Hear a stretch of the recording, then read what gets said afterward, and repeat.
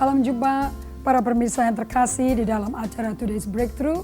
Saya senang sekali bisa berjumpa dengan Anda kembali. Kita akan belajar firman Tuhan yang buat 2013 tahun yang berbeda. Nah, saat ini saya minta Anda untuk buka Alkitab Anda, ambil catatan Anda dimanapun Anda berada. Untuk Anda bisa belajar bagaimana hidup menjadi orang Kristen seperti Yesus. Sering kali kita mendengar firman dan bahkan lagu pujian yang berkata, seperti Yesus, itulah yang kurindukan. Nah, kita kepingin seperti Yesus. Tentu kita gak kepingin seperti Yesus pakai jubahnya kan, terus lambung kita gondrong semua, enggak. Apa yang membuat Yesus spesial? Apa yang dia persembahkan kepada kita semua yang merenungkan firman ini dan belajar firman ini dan mengikuti titahnya dan langkah dan jejak kakinya dia, seperti 1 Petrus 2 katakan oleh Rasul Petrus, ikutilah teladanku. Bahkan Paulus berkata, hiduplah sebagai anak-anak yang kekasih dari Allah. Ikuti turuti Yesus. Apanya yang diikutin? Tentu karakternya. Karakter membuat personality, kepribadian Anda sangat menyenangkan. Nah, kita lihat dari Galatia 5 ayat 22 dan 23. Kita akan belajar hari ini apa yang Roh Kudus produksikan dalam kehidupan Anda. Apa yang dia mestinya lakukan di dalam hidup kita. Karena kita tahu semua pada waktu kita menerima Yesus, dari hati percaya mulut mengaku Yesuslah Tuhan dan Juru Selamat jiwa kita, kita diselamatkan. Dari hubungan yang terputus, bermusuhan dengan Allah menjadi berdamai. Karena darahnya Yesus. Betul? Kemudian kita dimeteraikan di Efesus 1 ayat 13 bahwa kita milik Allah setelah kita lahir baru. Dengan kita dicap dengan meterai pribadi Roh Kudus. Kemudian kita dipenuhi dengan Roh Kudus. Terus Roh Kudus di dalam kita ngapain? Apakah dia hanya membuat kita bisa berbahasa lidah, berbahasa roh? Atau lebih dari itu? Nah, kita pelajari di Galatia 5 ayat 22-23. Tetapi buah roh ialah kasih, sukacita, damai sejahtera, kesabaran, kemurahan, kebaikan, kesetiaan, kelemah lembutan, penguasaan diri.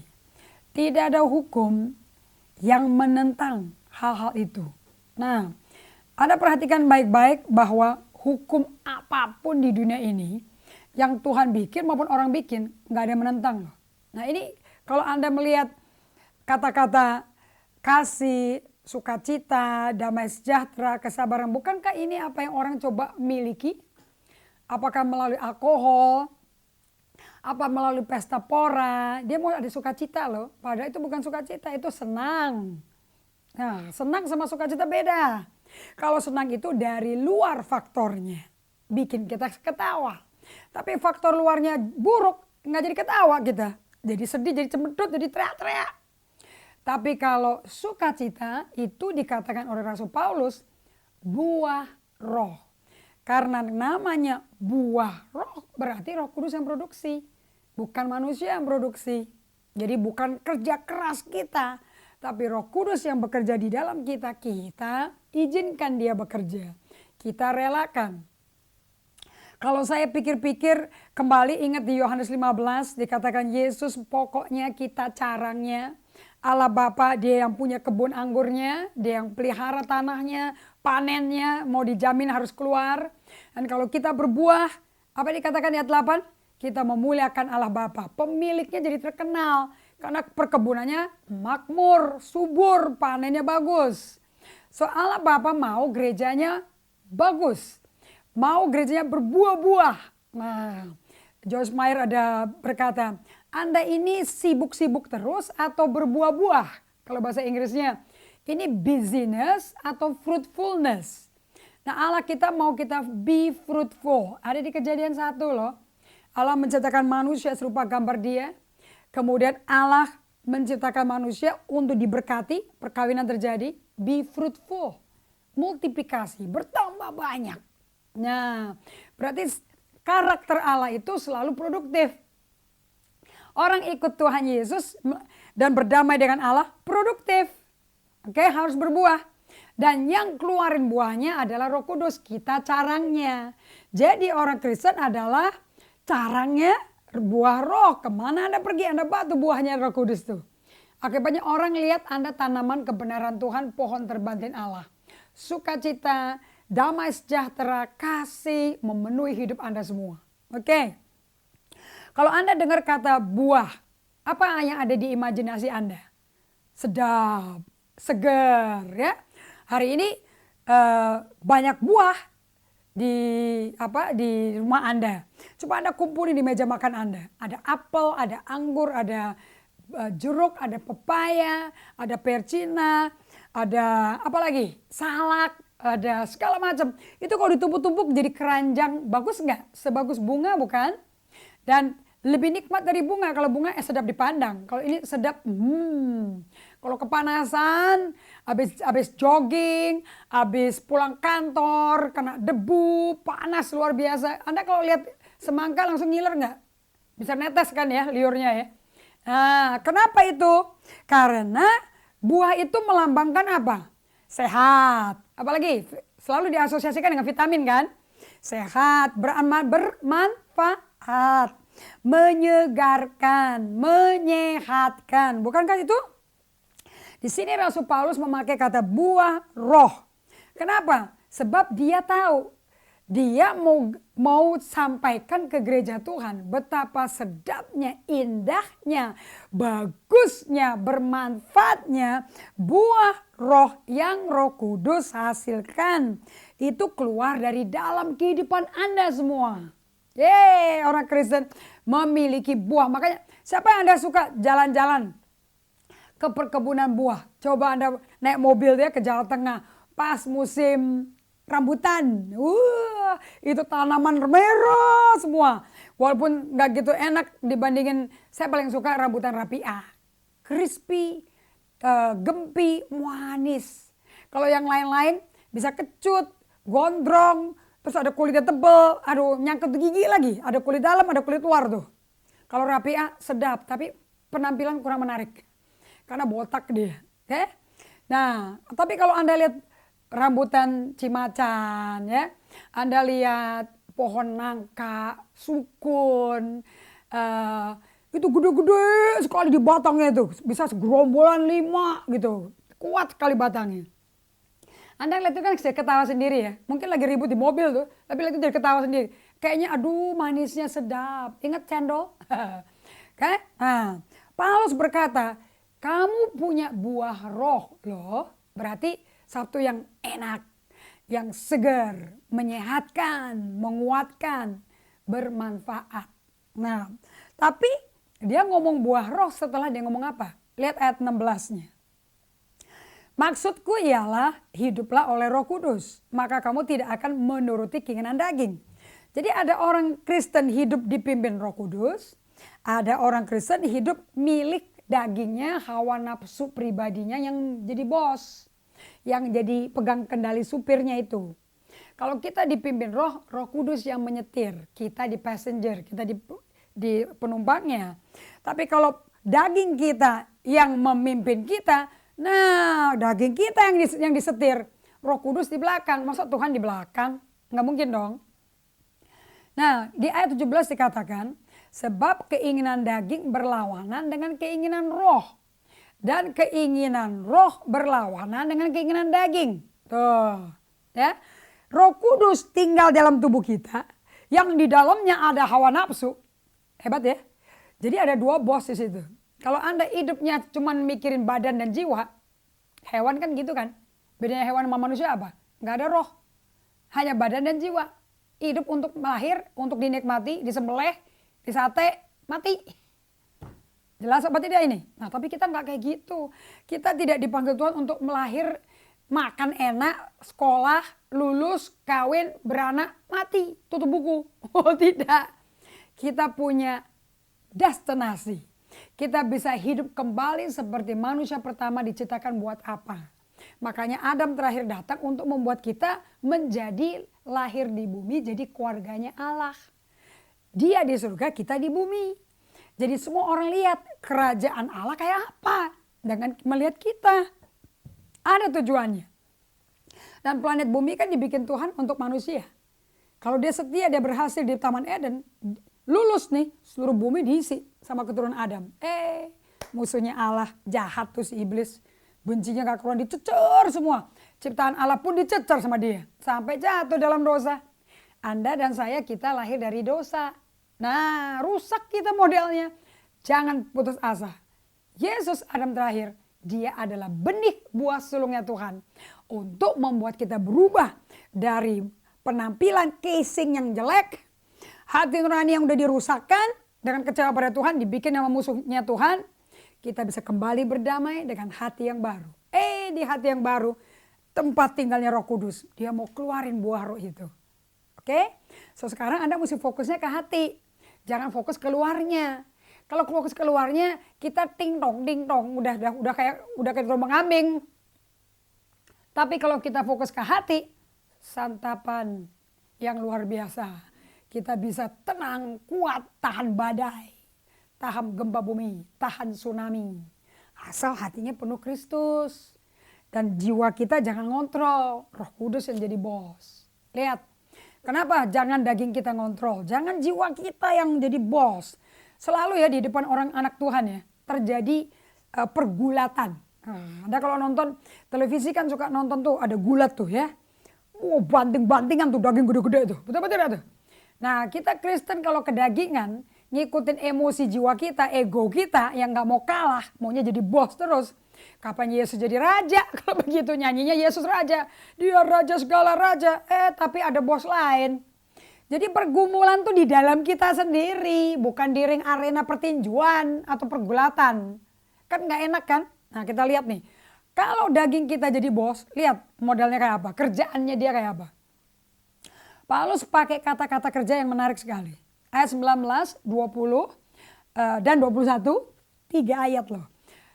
Dari Galatia 5 ya. Dengarkan kata awalnya dari ayat 19. Perbuatan daging telah nyata. Beda ya sama ayat 22. Tetapi buah roh adalah.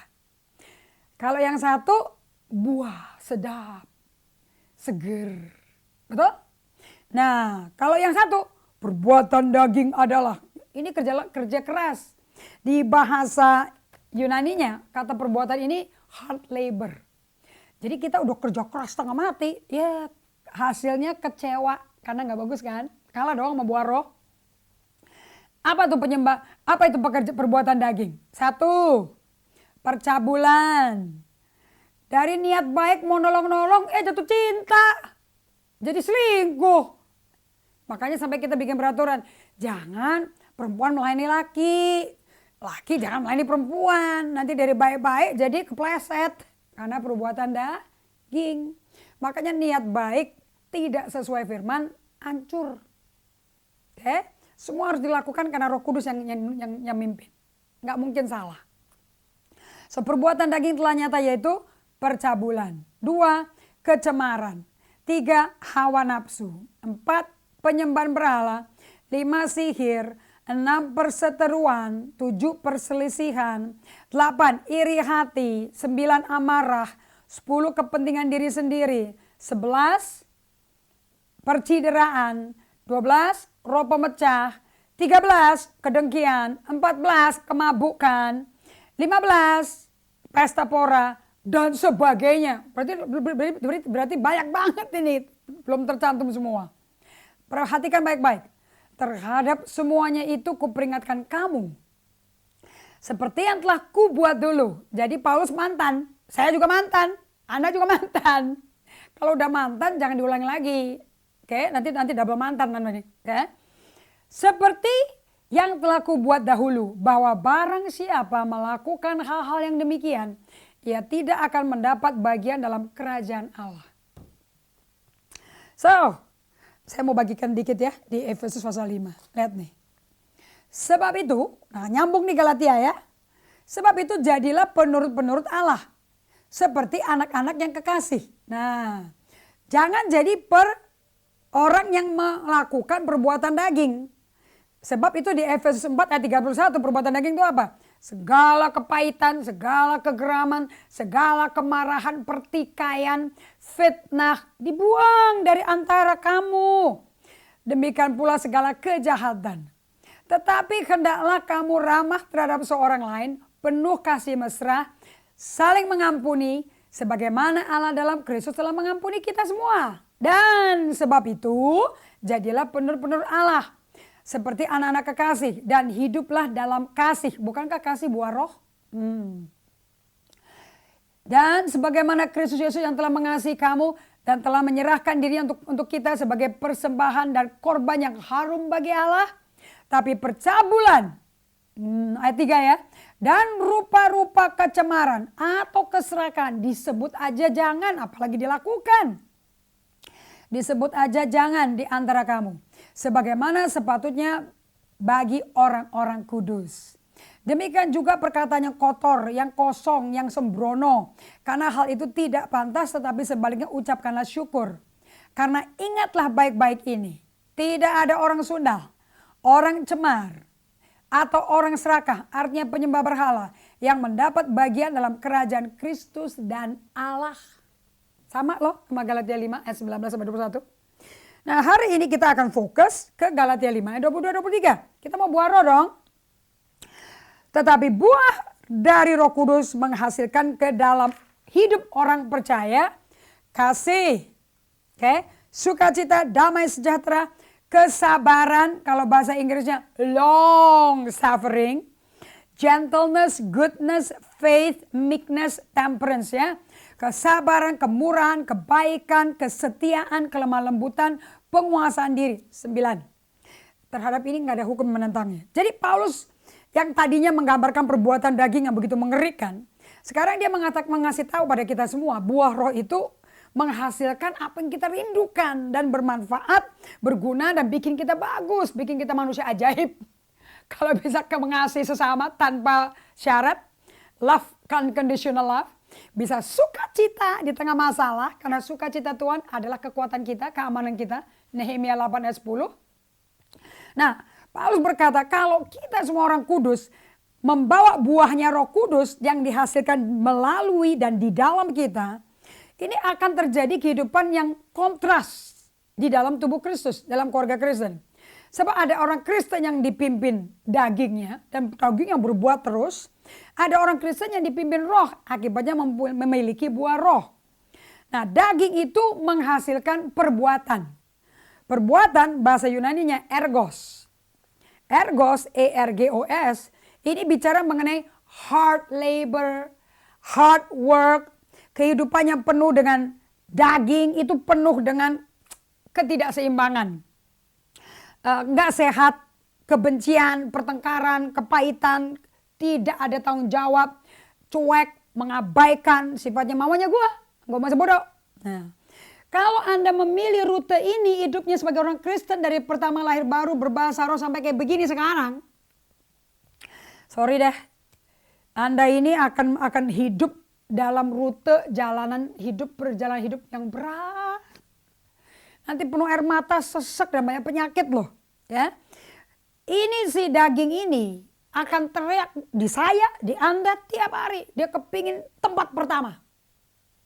Dia gak mau jadi pengikut Kristus. Dia mau jadi bos.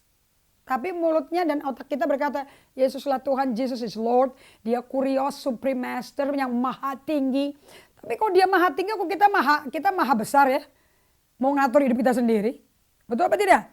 Nah kalau pagi bangun Anda terjadi peperangan, tarik-tarikan antara daging gue yang mau jadi bos atau Roh Kudus. Saya mau cerita pada kalian, diam sebentar. Dan Anda pikirkan, tetapi buah roh adalah, jangan izinkan daging Anda mendominasi hidup Anda. Izinkan Roh Kudus mendominasi hidup Anda. Sehingga hidup Anda secara pribadi penuh berkat Tuhan dan penuh manfaat mengikuti Yesus. Jadi kekristenan itu bukan mengenai agama dan peraturan ritual. Nggak ada upacara. Tetapi bergaul intim dengan Roh Kudus, karena Roh Kudus yang bikin Anda intim dengan Allah Bapa. Karena Roh Kudus ada rohnya Allah Bapa. Dan dia yang membuat kasihnya, hadiratnya, eksistensinya, pribadinya kerasa. Sampai Daud berkata di Mazmur 34, kecap dan lihatlah betapa baiknya Tuhan. Jadi bisa dicicipi kasih itu, indah. Nah sekarang kita mau lihat apa yang Roh Kudus hasilkan. Buah Sekarang banyak di Jakarta toko buah. Di Bandung juga banyak toko buah. Ke Surabaya ada toko buah. Satu toko gedingin sekali, isinya apa? Durian, jeruk aja 15 macam. Apel aja 7 macam. Pepaya aja 5 macam. Ada pakai biji, ada nggak pakai biji. Oke? Ada yang organik, ada yang nggak organik. Ada yang Amerika, Hawaii, ada yang Cibinong. Segala macam. Rambutan juga, durian juga. Sampai coba kalau Anda lagi nggak punya duit ya, jalan-jalan aja. Kita masuk supermarket kan stres ya, kan nggak bisa belanja ya. Coba ke toko buah. Enaknya ada buah yang disingkirin soalnya. Buat ngicip, bisa ngicip for free. Kenapa kok Anda nggak malu dan senang ngicip-ngicip? Enak, juicy, segar, banyak air cairannya, betul? Nah, kata buah di bahasa Yunani karpos, Karpos, itu menggambarkan buah-buah dari tanam-tanaman. Jadi jenis buah yang Anda kepingin miliki itu selalu ditentukan diawali dengan kualitas benih yang ditanam. Alias tidak ada buah, tidak ada tanaman tanpa ada benih yang ditanam. Nah, jenis buah dan tanaman yang Anda mau hasilkan, miliki, itu ditentukan dari awal, dari bijinya. Nah, ini diajarin di Kejadian 1 ayat 11-12. Allah Bapa mengajarkan ini. Jadi contoh, apel menghasilkan apel, rambutan menghasilkan rambutan, kucing menghasilkan kucing, manusia melahirkan manusia. Jadi kuda melahirkan kuda. Nah, kita lihat Kejadian 1 ayat 11-12. Saya kagum benar-benar ya, Allah kita ini Allah yang maha dahsyat. Dia cara bikin bumi bisa self-surviving, bisa tetap ada kehidupan, tetap ada suplai makanan. Begini nih Allah kita. Lihat ayat 11. Berfirmanlah Allah, hendaklah tanah menumbuhkan tunas-tunas muda. Coba tuh, tanah aja diperintah dan lakukanlah. Tumbuh-tumbuhan yang berbiji, segala jenis pohon buah-buahan yang menghasilkan buah yang berbiji, supaya ada tumbuh-tumbuhan di bumi. Dan jadilah demikian. Tanah itu menumbuhkan tunas-tunas muda. Segala jenis tumbuh-tumbuhan yang berbiji dan segala jenis pohon-pohonan yang menghasilkan buah yang berbiji. Allah melihat bahwa semuanya itu baik. Wow. Allah bikin tanah. Di situ tempat tumbuhnya tumbuh-tumbuhan. Nah, setiap tumbuh-tumbuhan itu menghasilkan buah dan mengandung biji. Karena awal dari tanaman tersebut dari biji. Dan ini tanaman menghasilkan buah, berbiji lagi. Berarti kan supply, sumber makanan, sumber daya makanan di Indonesia, mestinya di dunia ya, nggak pernah kekurangan makanan loh. Mestinya nggak ada daerah yang nggak ada makanan. Karena di mana ada tanah, ada biji, kayak hidup dan berbuah lagi, biji lagi. Betul apa tidak? Jadi petani itu mesti simpan biji-biji. Saya nonton video National Geographic kalau nggak salah, bahkan di Afrika, Ethiopia, mereka menghasilkan tanaman yang bersifat seperti ganja, tapi bukan ganja loh. Dan itu menjadi hasil utama kampung itu loh, sampai kaya loh. Kaya raya dan dilempar ke Eropa, luar biasa. Nah, kenapa kok bisa berlipat ganda, bisa ada panen yang begitu besar? Karena ada biji, prinsipnya dari situ. Dengan kata lain, apa yang dibutuhkan di alam natural, alam dunia ini, itu sistemnya sama dengan alam roh. Jadi kita ngerti aja alam bumi kayak apa, cara multiplikasi seperti apa, biji buah, ya kan? Nggak ada petani nanam padi, itu tanam beras, terus dia panik, aduh jangan dong sampai keluarnya sawo, nggak mungkin. Dia sih tenang aja tidur, main ceki, main catur. Kenapa? Sebab dia belinya biji padi kok, mana mungkin khawatir keluarnya sawo. Betul nggak? Apalagi jengkol, nggak mungkin. Betul apa tidak? Nah, karakter daripada biji menentukan sifat daripada buahnya. Oke? Nah, sekarang sebelum kita tutup pengajaran ini, saya mau kasih artinya kelahiran baru ya. Di 1 Petrus 1 ayat 23. Ini implikasinya ke rohani kita kayak apa? 1 Petrus 1 ayat 23. Ayat favorit saya. 1 Petrus 1. Ayat 23 ya. Karena kamu telah dilahirkan kembali bukan dari benih yang fana. Benih kan biji ya. Oke. Tetapi dari benih yang tidak fana oleh firman Allah. Jadi saya lagi baca firman gini, saya lagi nanam biji loh, benih loh di kehidupan Anda loh. Oke. Yaitu firman Allah yang hidup dan yang kekal. Jadi apa itu keselamatan jiwa? Apa itu lahir baru? Itu saat Allah menanam biji Roh Kudus dan menanam biji firman Allah di dalam Anda, maka itu biji firman Allah akan menghasilkan Allah di Anda. Itu buahnya. Maksudnya kita semua ini bisa yakin sekali 100% mantap jauh. Pasti kita berbuah karakter Allah, buahnya Roh Kudus. Kenapa? Allah nanam biji roh, Allah nanam biji firman kok, itu kan biji unggul. Nggak ada yang salah, itu hidup dan kekal dan abadi. Dan kehidupan kekal selama-lamanya. Jadi kita sebagai orang percaya bisa yakin dan teguh. Ku yakin dan ku percaya pasti waktu Allah kasih firman dia bertindak pasti mujizat terjadi. Kenapa? Sebab kan sistemnya sama dengan alam di dunia. Biji ditanam, buah dituai. Dalam buah ada biji lagi, tanam lagi, keluar buah lagi. Begitulah bagaimana buah roh berhasil. Nah, kita akan lanjutkan pelajaran ini. Kita akan kupas satu persatu. Apa itu buah roh pertama? Adalah kasih. Dan menariknya bukan kata majemuk loh kalimatnya. Buah, dia nggak berkata tetapi buah-buah roh, tapi buah roh satu persatu keluarnya sesuai situasi Anda. Oke? Nah, saya mau tutup dengan pernyataan ini. Secara rohani, orang Kristen yang lahir baru oleh benih yang tidak fana melalui benih firman Allah, benih Allah sudah masuk di hati Anda. Anda bisa langsung akan melihat buah Allah ada di Anda. Kita akan berjumpa lagi di acara yang sama, Today's Breakthrough. Dan Anda akan mengalami terobosan dan bisa minta nanti pelajaran berikutnya Anda akan belajar. Gimana keluar kasihnya, kasih apa sih itu? Oke, gimana keluar joy-nya, peace-nya, sukacitanya dan damainya. Oke. Nah, ingat, hari ini saya lagi nabur benih loh. Anda terima dengan hati percaya, Anda bisa expect 100% ada buahnya Allah. Anda bisa hubungi kantor kami untuk bisa menerima satu seri daripada pelajaran ini semua. Karena Anda mesti dengar berulang-ulang, berkali-kali, 3 kali sehari kan per minimum ya. Jangan lupa perkatakan kitab Taurat ini. Renungkanlah pagi, siang, dan malam. Anda bisa kontak ke Facebook kami, Twitter kami, juga website kami, dan email kami. Anda bisa berdialog dan tanya. Dan kita bisa berdoa sama-sama untuk melihat hidup Anda diberkati dan menjadi berkat. Baik, dari acara Today's Breakthrough, kita akan berjumpa lagi dalam episode yang sama, di waktu yang sama. Dan jangan lupa, Galatia 5 ayat 22 adalah kunci pengajaran kita selama 9 sesi berikutnya. Dari acara Today's Breakthrough, Ibu Indri Gotama, Tuhan berkati.